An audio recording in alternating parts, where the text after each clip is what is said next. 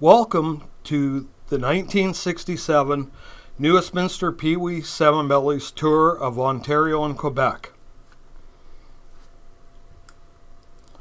In 1967, Canada's centennial year, a team of 11 and 12-year-olds and 4 adults journeyed from Vancouver, British Columbia to Ontario and Quebec on an 18-day adventure. We flew Air Canada on a DC-8 to Toronto International Airport. This is the first time a kids team in any sport had traveled across Canada. As you can see, the parents look apprehensive, but the kids are excited about the trip of a lifetime. The team consisted of 13 players, a coach, a manager, a trainer, and 2 den mothers. We had fundraised for 2 years with raffles and bottle drives, and each boy was responsible to find a sponsor. Here Coach Don Benson leads the team to board the flight with manager Eric Hughes and his wife Marion.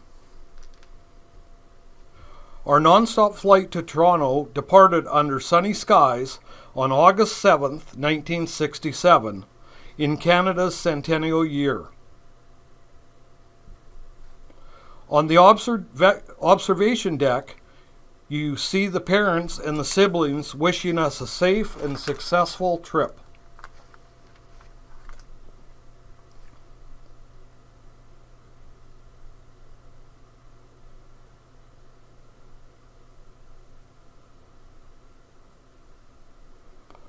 Upon arriving at night in Toronto, we were thrown our first curveball when no charter bus was there to take us to Cornwall, so we rented 3 cars and drove through the night. Our first game that next afternoon was against a powerful Cornwall squad. Here trainer Richard Hughes goes about his duties as the rest of the players on the bench look on. We made many new friends along the way.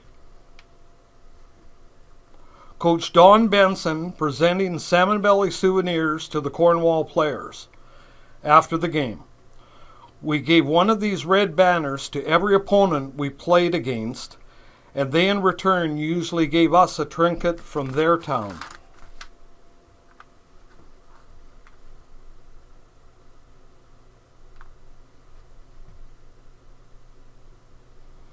As you can see, most of the Cornwall players had different helmets and few external mouthguards. One of the reasons for the trip was to unify rules so they were the same across Canada in all age groups.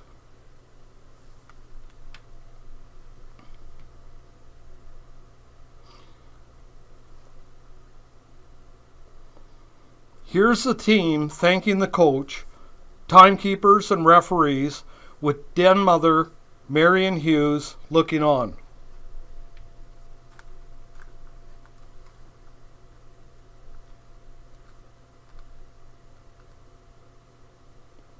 Here are a few of the Morseburg players that had been our opponents.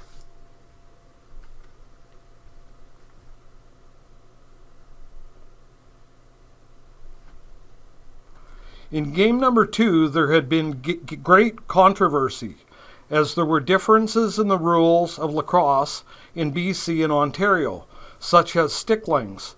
One of the main reasons for the trip was to unify rules across the country, so when there was a Canadian championship, it would be played by all under the same rules.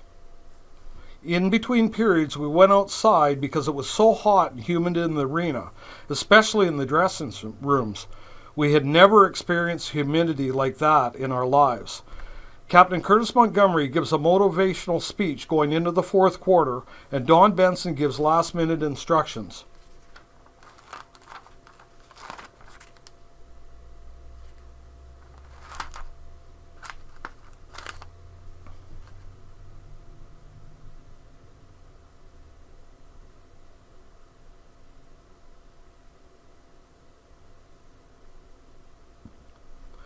Here we are after our first loss in overtime. I believe it was our first loss in over 100 games.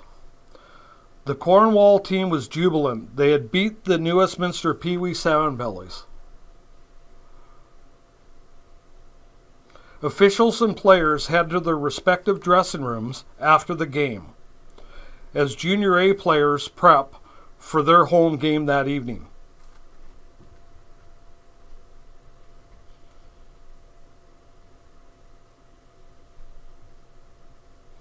Captain Kurt with our runner-up trophy.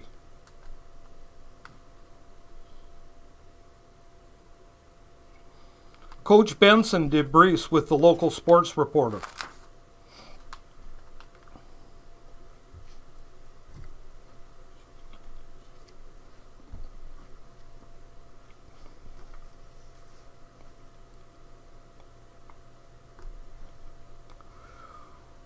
We took a charter bus from Cornwall, Ontario to Expo 67 in Montreal, Quebec. Each of the 4 adults took a group of 3 or 4 boys. Here we are arriving at the World's Exposition. We look very sharp in our team jackets.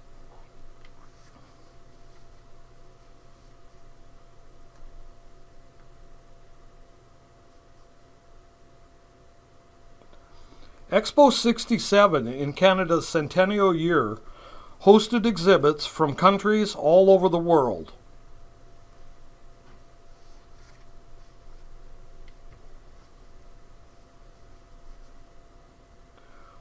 Train shuttled visitors from the parking area to the exposition site.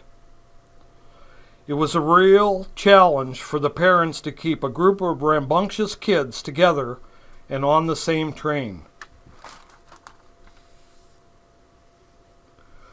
Curtis and Ellen Master are in awe of all the sights. Den Mother Evelyn Benson has a map out and is developing a strategy to view exhibits with the boys.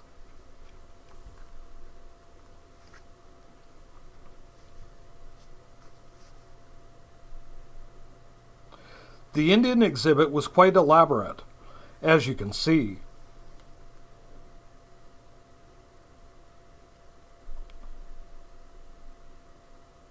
Then there was the Russian and United States exhibits.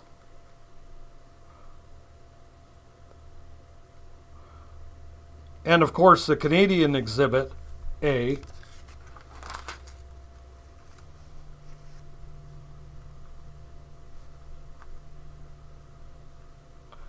People of all nationalities from all over the world journeyed like us to attend the World Exposition.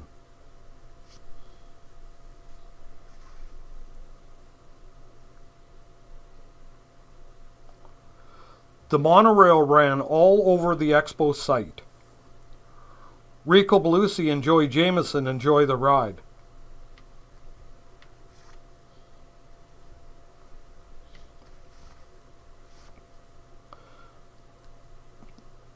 The Great Britain exhibit was quite impressive.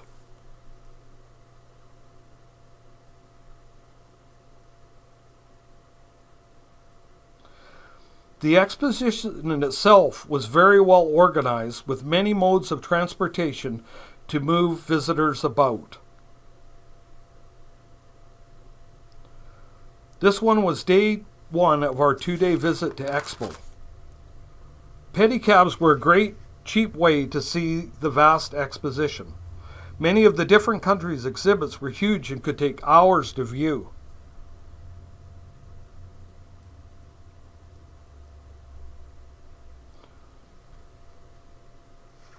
We decided to go to Laron, the playground of the exposition. Doesn't look like there was much argument from the boys. Chaperone Eric Hughes laying down the law with his group of boys. Next day we went to historical Upper Canada Village near Cornwall, Ontario, where we were billeted. The boys carried their sticks and ball nearly everywhere they went, including day 2 at Expo.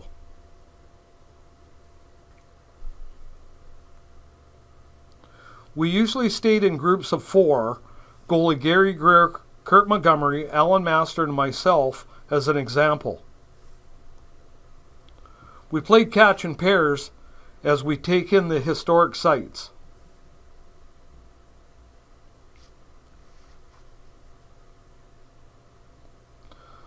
Boys will be boys as we get into a bit of mischief with one of the exhibits.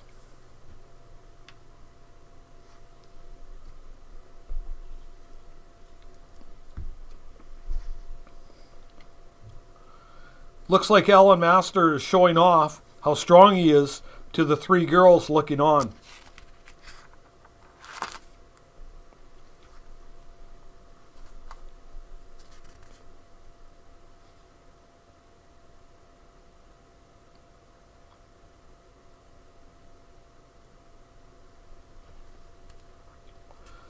The church in the background and many historical buildings all around us. A canal cut through the village and you could walk to the fort.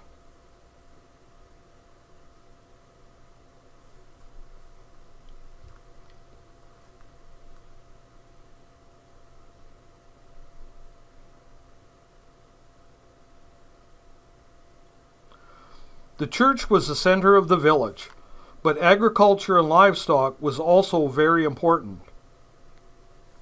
There was also a bakery, blacksmith, and general store to tour, all with authentic antiques and hosts in period costumes.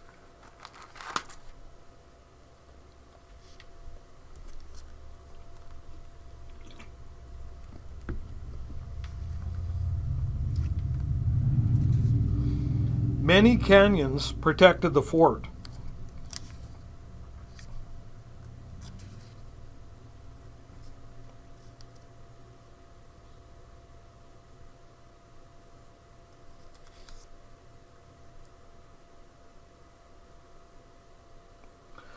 A drawbridge protected the village from the enemies.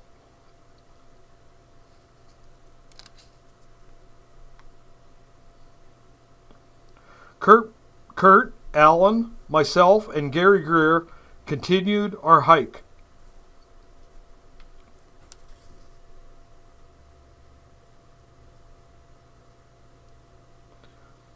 Here is a view of the fort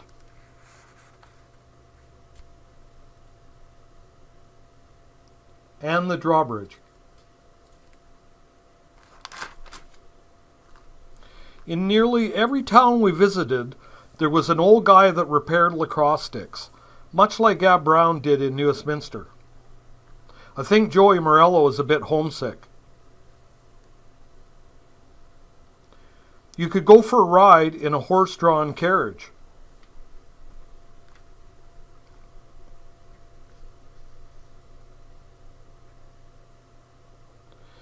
Den Mother Evelyn keeps an ever-present eye on her group of boys. It was a full-time job to make sure no one got separated. Darrell Hobbs and Joey Jameson, two of the 6 pickups who went on the trip.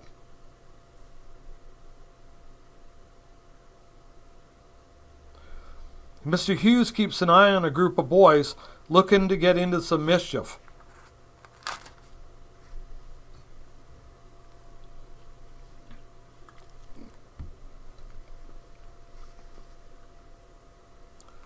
Danny Tickner, Mike Bryson, and Bob Geddes take an imaginary wagon ride. Oxen were used to haul loads and till fields. The boys get to see some oxen up close and personal.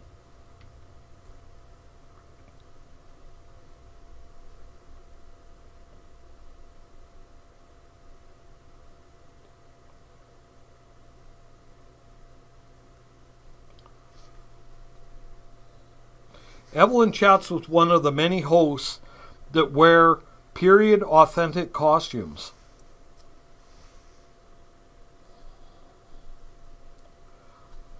Mrs. Benson studies a brochure with Curtis and Darrell Hobbs. Foot care is very important when you have to play 18 games in 18 days.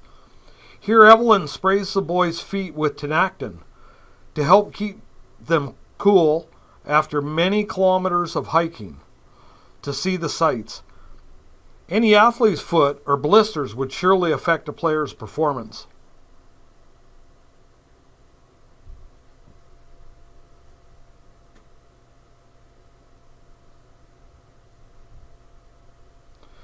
The visit to Upper Canada Village is one of the days that we did not have to play, but there were some days in tournaments where we had to play up to 3 games in one day. This group of boys from the lower mainland of BC were the epitome of the word team. Any chance we got to play keep away, to keep our skills sharp, we took advantage of. Here, an impromptu game of shirts versus skins.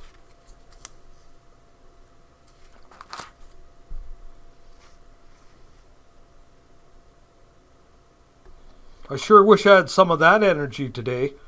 We could play keep away for hours on end in those days. Here the team arrives for an exhibition game with Morrisburg, one of the many small towns we visited.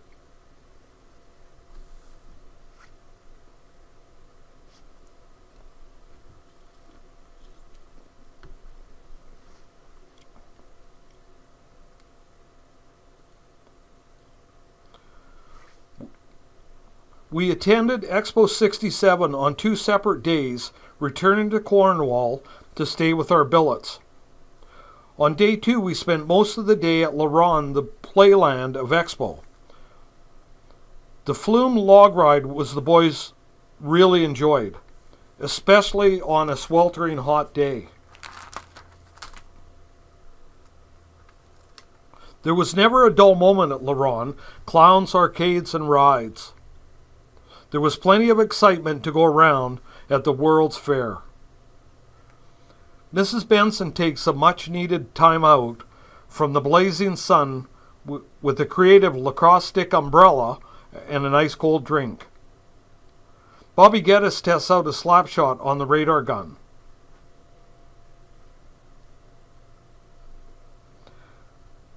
Next up, lefty Dan Tickner tries a wrist shot. Mike Bryson looks a little disappointed at the speed of his shot.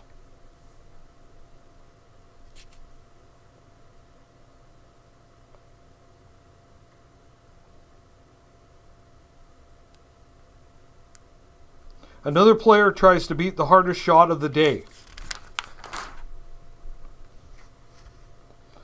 There was a man-made lake in the middle of Expo that was created specifically for aquatic events. Here, a boat tows 8 water skiers. A clown performs in a very small outboard-powered boat. They also had ski jumping and more water skiing. An overpowered DV with dual Evinrude X115 pops wheelies to the delight of the thousands of tourists in attendance. I personally went on to race boats in this class in the 70s.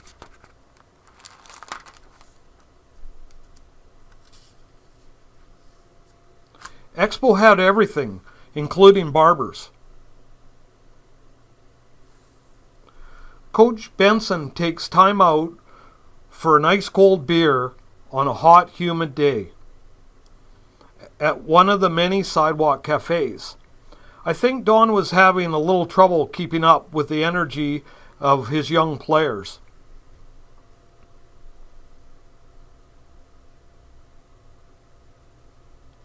They had marching bands and all kinds of entertainment all day long.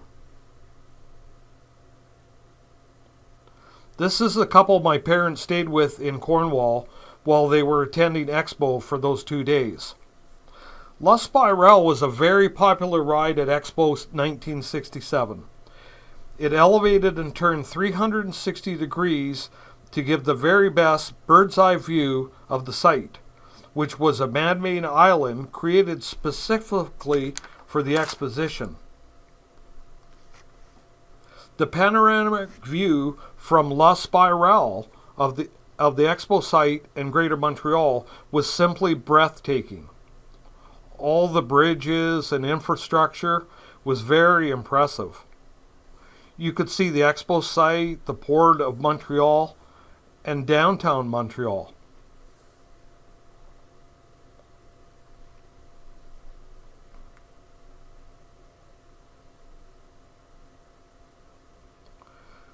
Many docks and marinas surrounded the site.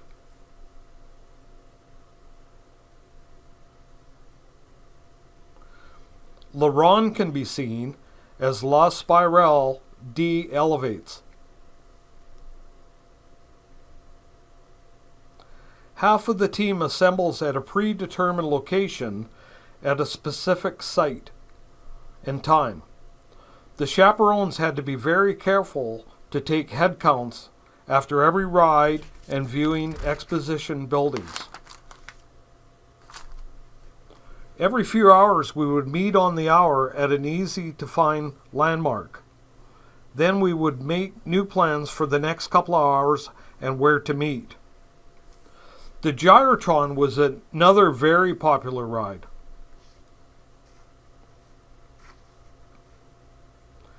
Americo and Joey J purchased tickets.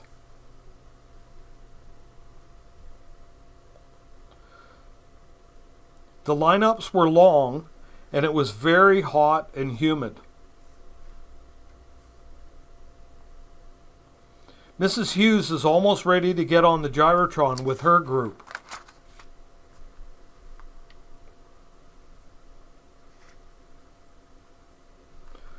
There's Mrs. Hughes with her group of 3 boys.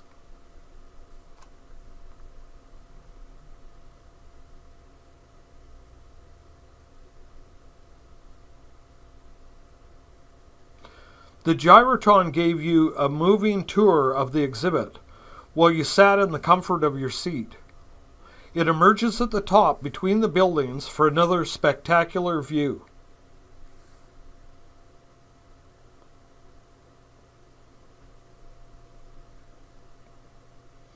Then it enters the other half of the exhibit and takes you back to the beginning.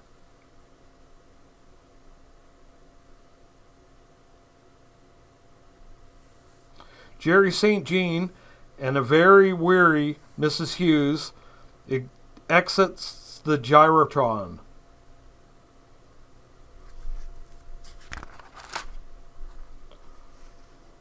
One of the highlights of the Expo 67 was the Youth Day Lacrosse exhibition. The boys take turns taking shots at a small target at a fixed distance. If you hit the target, you stayed in rotation. Winner stays up.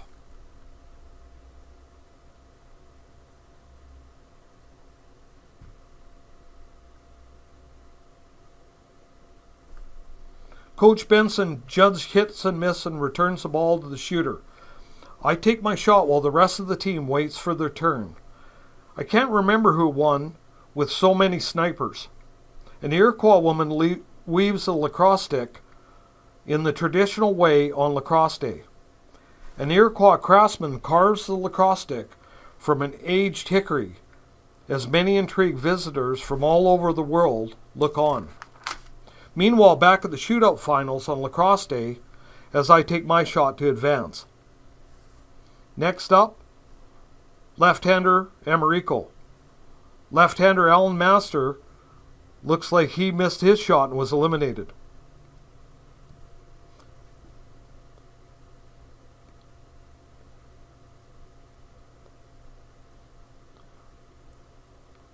Evelyn, Marion, Eric emerge from the meetings at Cornwall City Hall.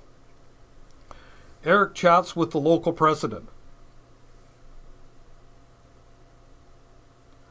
Maybe the biggest highlight of the trip was attending the Chisholm Lacrosse Factory on the St. Regis Reserve.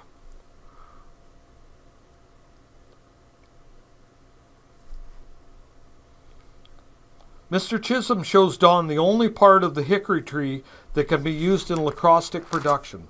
A craftsman sands the lacrosse stick on the big belt sander at the factory.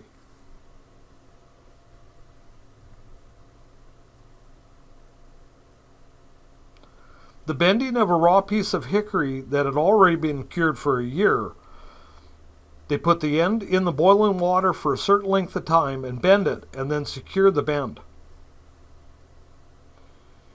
You can see all the bundles of lacrosse sticks that will be shipped back to New Westminster. Nearly every player got a new Chisholm lacrosse stick. Goalie Gary Greer shows off his new stick to our den mothers.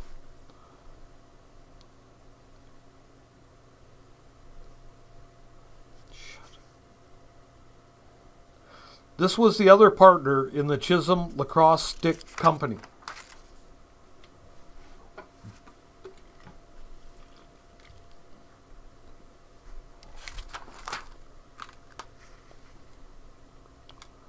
Coach Benson and manager Eric Hughes supervised loading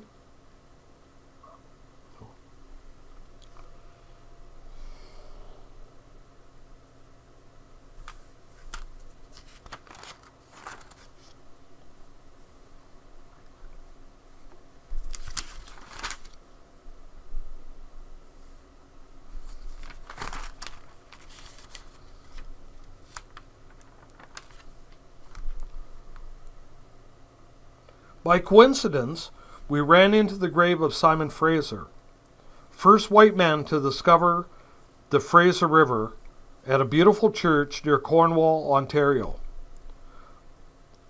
Coach Benson later went on to write a historically correct poem of the Fraser expedition.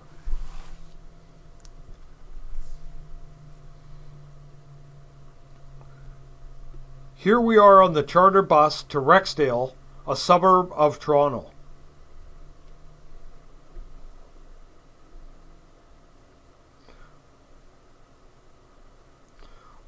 We visited Toronto City Hall, which was very impressive.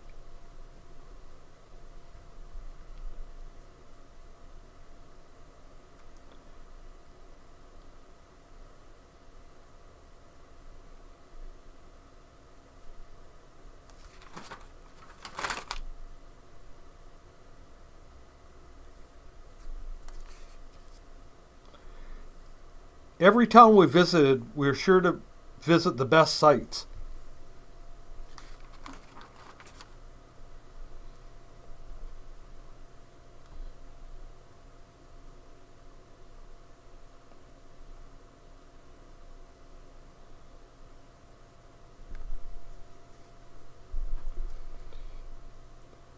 Here we gathered for a team photo with a few of the friends and families and billets that we had met along the way.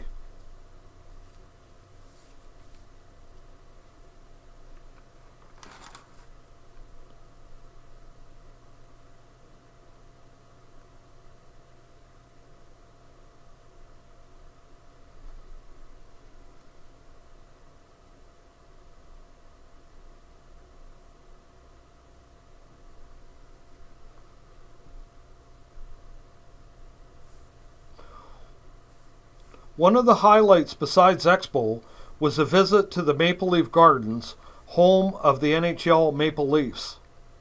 Here Jerry St. Jean points to a list of names and the Stanley Cup. And he said, "I'd get my name on that cup someday."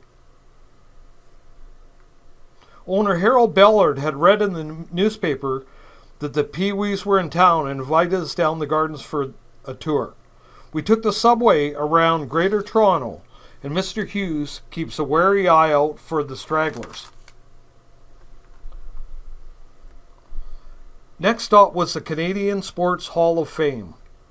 That was another very interesting exhibit we got to see.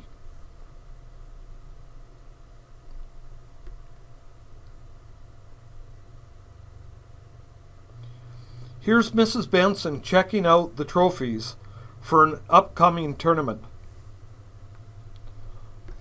This is in between periods at the Pine Point Arena near Toronto. Coach Benson demonstrates some of the finer points of checking and what the referees are going to call.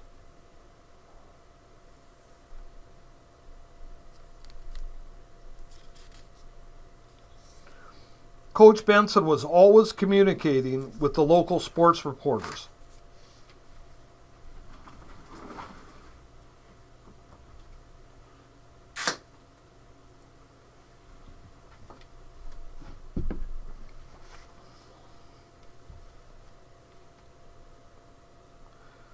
Next on the schedule was the very small town of Fergus, west of Toronto. This is the main street in the sleepy little town.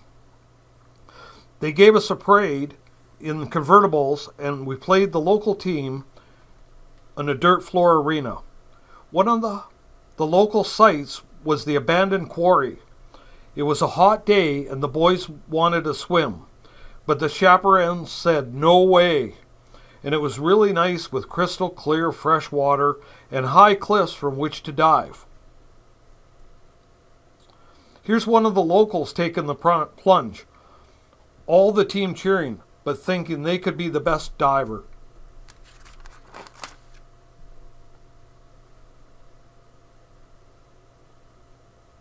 The diving was dangerous, so the adults took us to the local outdoor pool.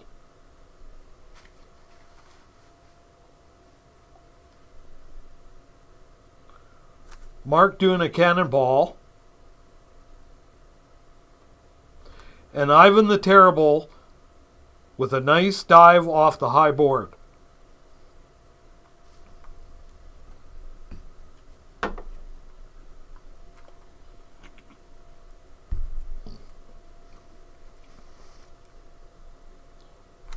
Joe Morello dives off the low board and quickly swims to the ladder. Danny Tickner is in a race across the pool with Alan Massender.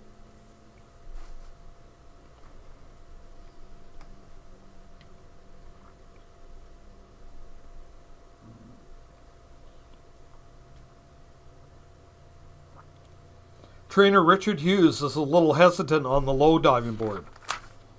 Mom and Dad usually stayed with the president of the local minor lacrosse association.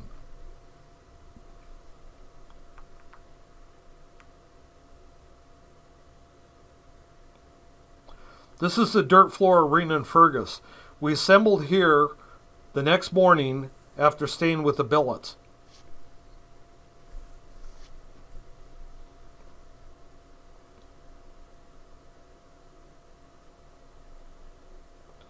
Here I am talking to one of the many friends we met along the way.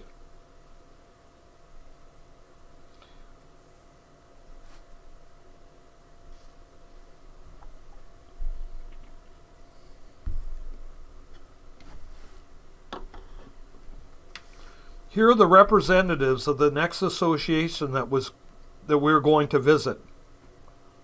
They usually brought station wagons and pasture vans to drive us to the next destination. Some of the local Fergus girls. A few hearts were broken on that trip. Next stop, St. Catharines. You could see some of our gear is on the roof of this station wagon. This was a local arena. Here, General Chick Anderson greets us. We took local transit to Niagara Falls.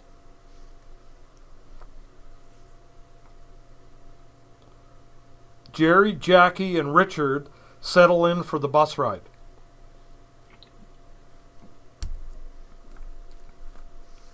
One of the locals shows us some of the historical sites.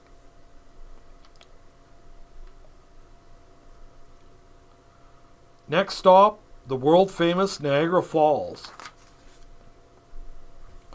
This is a centennial flower clock with all the provinces. This is our charter bus.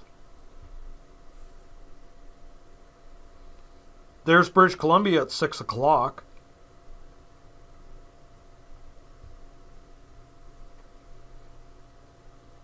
A lot of hydroelectric power generation in this area.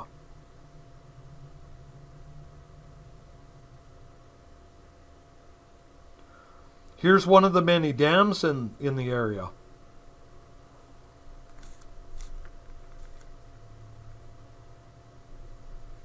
The world-famous Whirlpool Aerocar.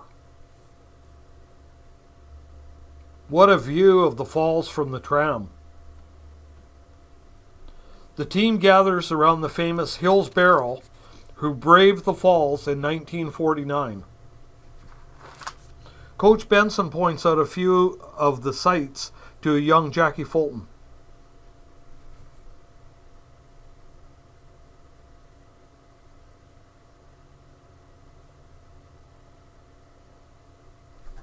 The legendary Maid of the Mist with American Falls in the background.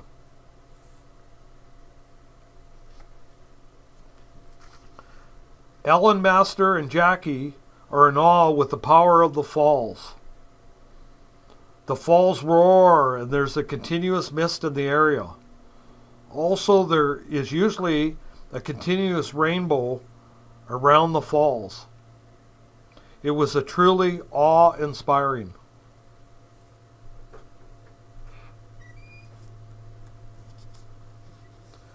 This is the observation tower at Niagara Falls.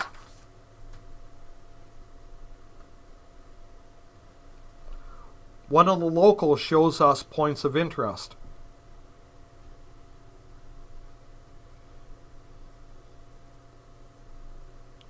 You could go sightseeing on a double-decker bus. The power and beauty of Niagara Falls is something I will always remember for the rest of my life.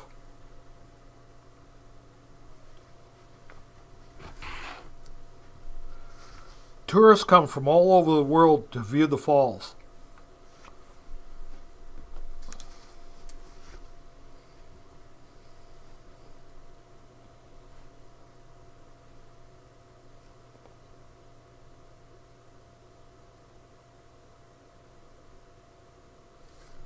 Kurt and Danny study a map of the local sites.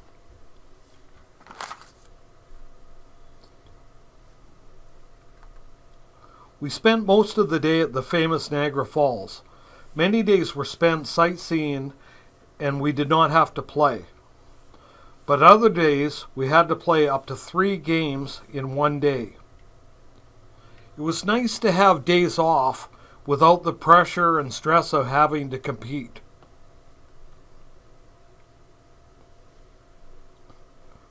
Here are the American Falls and the Rainbow Bridge and the Maid of the Mist.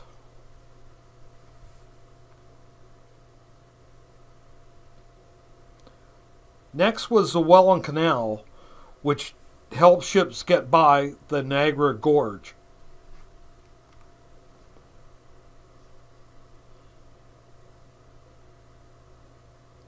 A freighter going through the locks.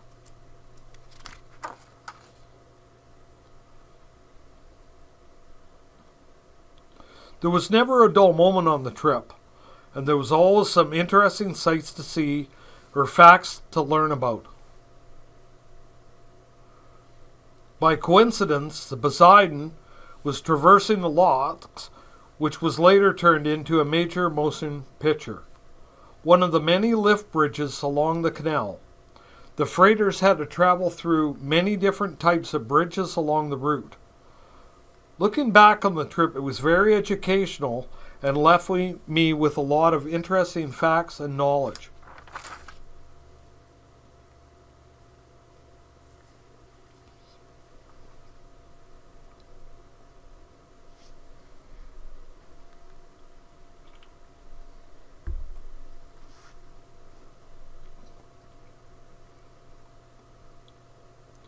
In St. Catharines, we played the local Pee Wee team in an outdoor lacrosse box. That was one thing we were used to from having to play at Moody Park outdoor box.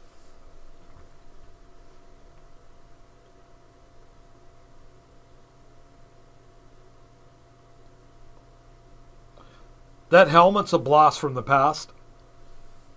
Local mums score keep, time keep, and cheer on their kids. Ladies and gentlemen, we give you the 1967 New Westminster Pee Wee Salmon Bellies, British Columbia Provincial Champions.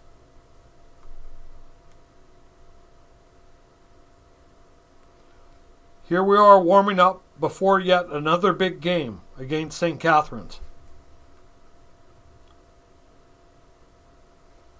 Our next opponents were the St. Catharines All-Stars.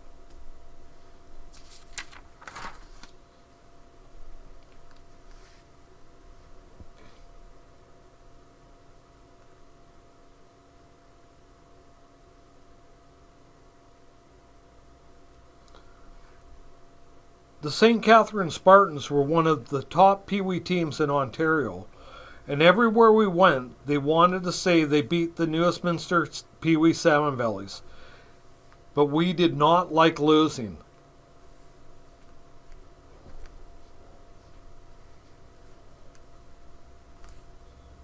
Without fail, in nearly every town, there was some old guy that repaired lacrosse sticks. Here Joey Morello looks on as the guy repairs his stick right in front of his eyes.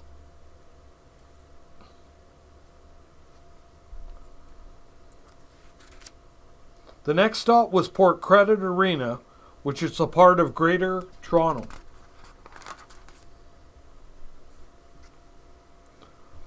Our hosts along the way treated us like kings, with many barbecues and banquets to attend. They made us feel welcome, and we felt like we were part of their families.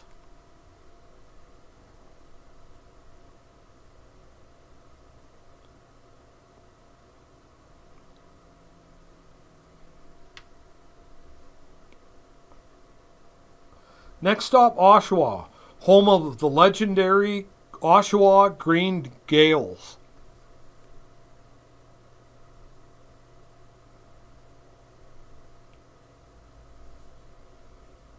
Mr. Hughes meets the local Pee Wee team and their coach.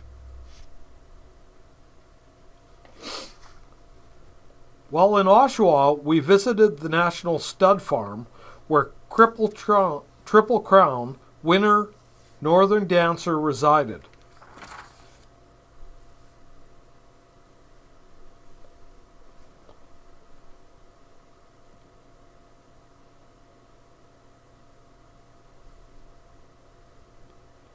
The offspring of Northern Dancer frolicked in the fields.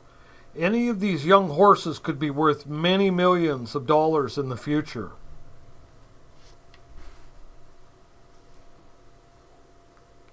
One of the many duties of the den mothers was washing the uniforms and jackets of all at the local laundromat. Mrs. Hughes brings in a birthday cake to celebrate Eric's birthday. Nothing cheers up kids better after a tough game than birthday cake. Jerry St. Jean, Bobby Geddes, and son Alan set the mood.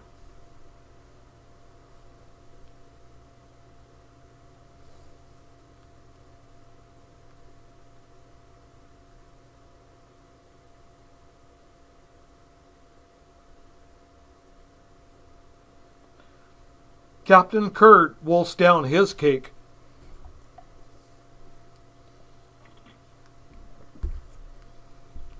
Joey Jameson and Rico seem to approve.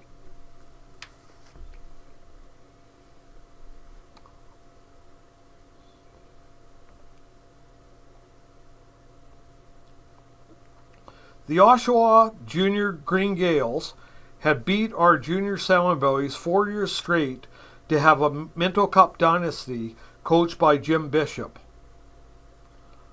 But we beat the Pee Wee Gaels to capture the mini Minto Cup.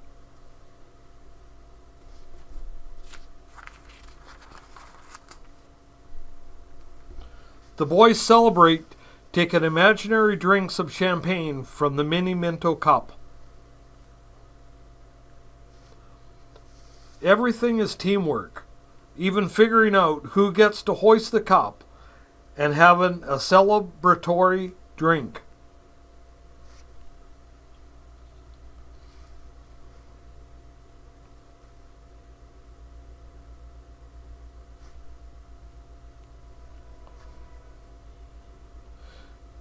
Mrs. Hughes hoists the cup as the celebration continues.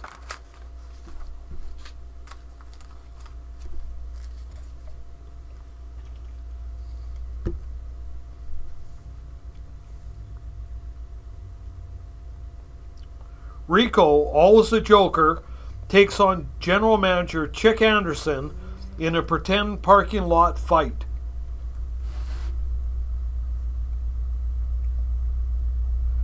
Next stop, Canadian Automotive Museum. Bobby inspects an early 1900s automobile. Chick gives a history lesson to Joey Morello.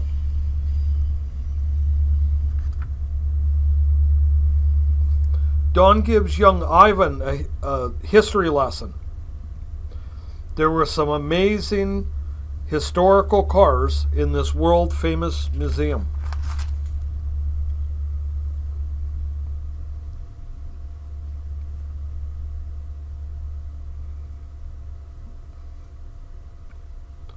Mike Bryson looks very intrigued.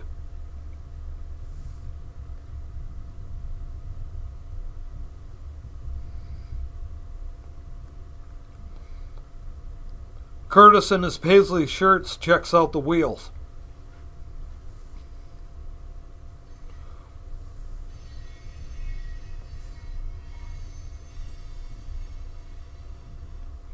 When we were staying in Oshawa, we got to visit Camp Samak.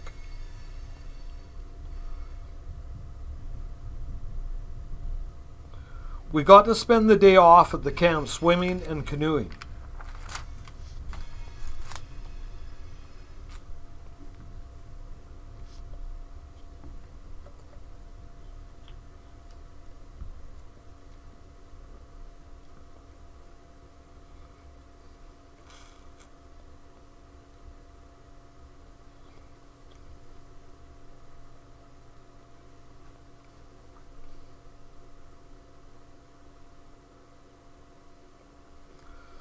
The den mothers take a needed break in the shade.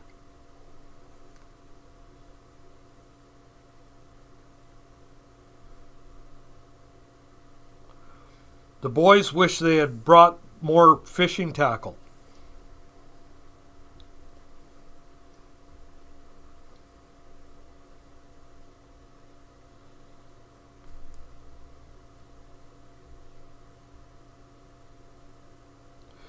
Camp Samak was a Boy Scout camp that was ran year-round.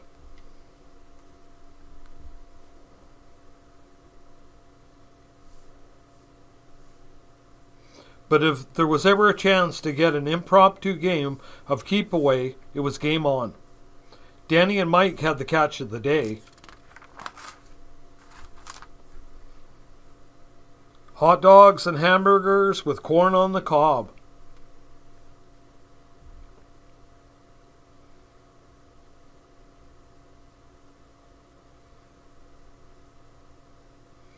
Coach Benson gets a much-needed back rub.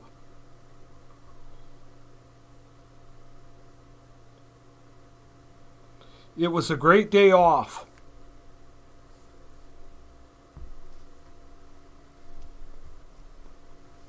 Later that evening, we joined the other teams at the banquet center.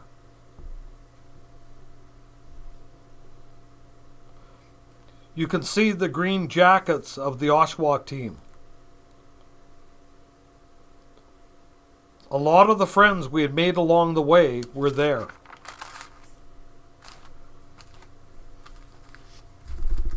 Everywhere we went, we were on the front of the sports page.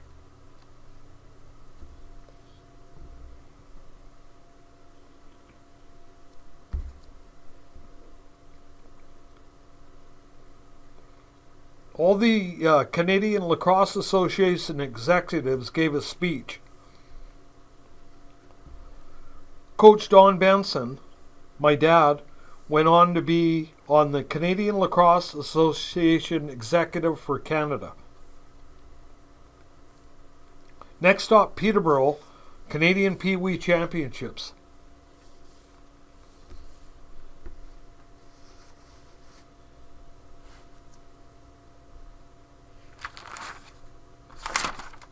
Here we are hanging out at a local park.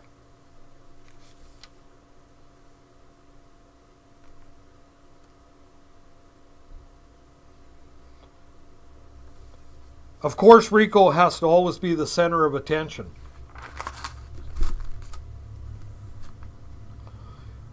You see all the team jackets my mom found at the Sears Bargain Center in Burnaby.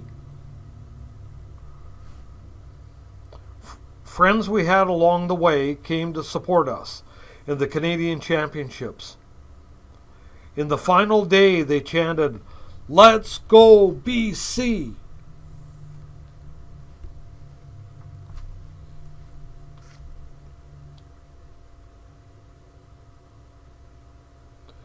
In between periods, Coach Benson gives overtime instructions.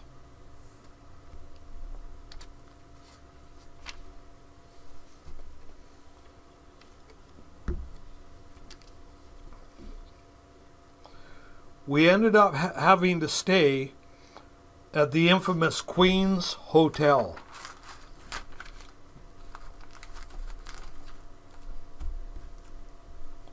Our billets for the Canadian Championships in Peterborough fell through, so we had to stay at this rundown hotel. Dawn and Evelyn's 13th wedding anniversary, and Bobby with a big knife.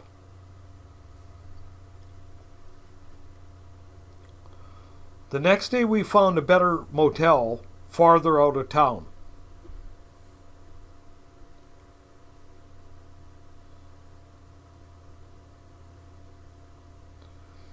We spent the day diving and swimming to get ready for the Canadian Championships.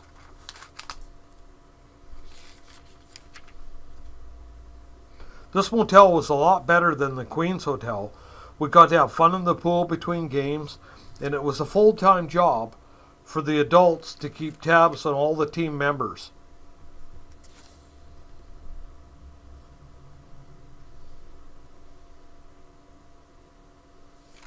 Mrs. Hughes and Chick Anderson keep a good eye on the boys.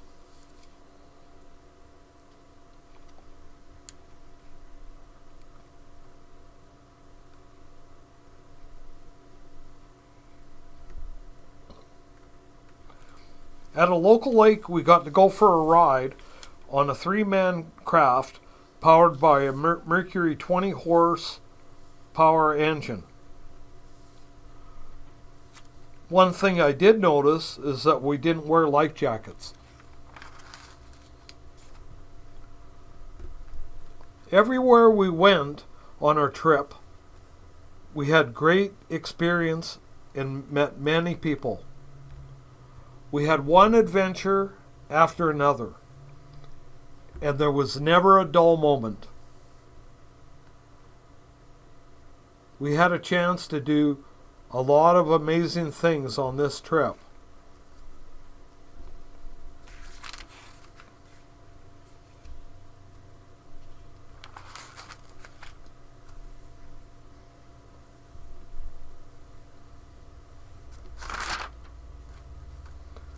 The last thing we needed at this point was a flat tire.